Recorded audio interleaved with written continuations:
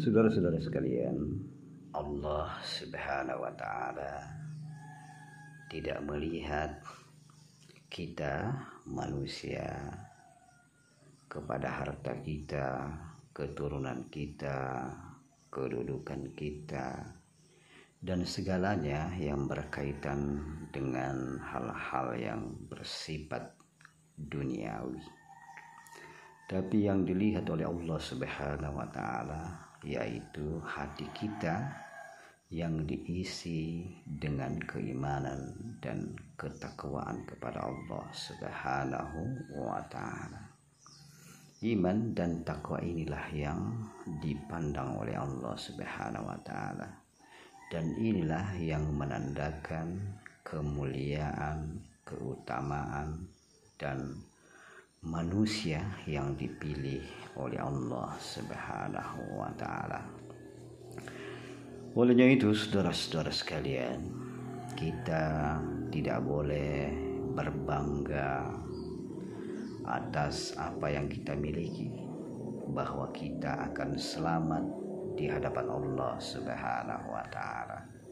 Kita merasa berada di atas di dalam kedudukan dunia, lalu kita berbangga, dan kita juga merasa bahwa kita berasal dari orang-orang yang baik, orang-orang yang agamanya baik, leluhur-leluhur kita baik. Namun kita mengabaikan perintah Allah, maka kesemuanya itu tidak berguna, tidak menjamin bahwa kita akan selamat di hadapan Allah Subhanahu wa Ta'ala. Begitu pula, saudara-saudara sekalian, kita juga tidak bisa berkecil hati atau merasa putus asa bahwa kita memiliki kedudukan yang rendah, memiliki derajat yang tidak dipandang oleh manusia, lalu kita mengabaikan perintah Allah Subhanahu wa Ta'ala. Kita berasal dari keluarga yang mungkin kurang baik perangainya, pemabuk, pesina, lalu kita mengabaikan perintah Allah. Semuanya itu tidak bisa menjadi dasar, karena yang dinilai oleh Allah Subhanahu wa Ta'ala adalah kesungguhan kita di dalam beribadah dan menyembah kepadanya. Barang siapa yang bersungguh-sungguh, tentu itulah yang diberikan jalan, dibukakan jalan, diberikan hidayah oleh Allah Subhanahu wa Ta'ala.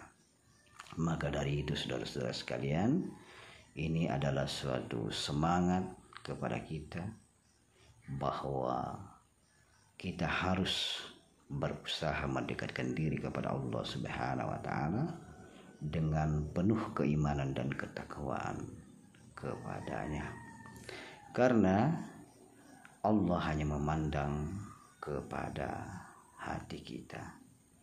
Maka dari itu, saudara-saudara sekalian, marilah kita senantiasa menjaga diri kita, jangan sampai kita terjerumus ke dalam lembah yang dalam kesesatan.